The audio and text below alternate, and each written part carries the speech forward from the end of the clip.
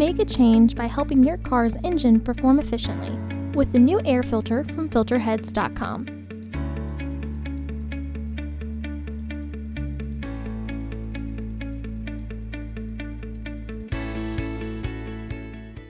To access the air filter, first open the hood.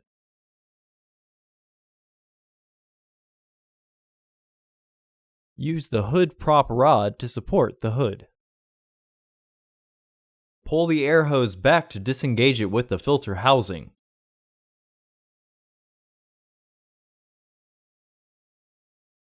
Disengage the fasteners.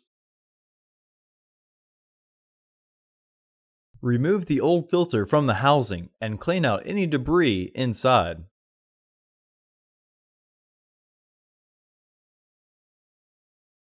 Insert your new filter into the housing. Re-engage the fasteners.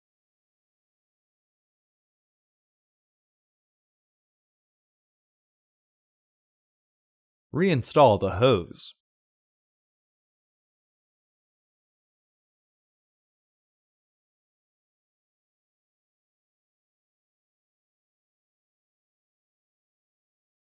Remove the hood prop rod and close the hood.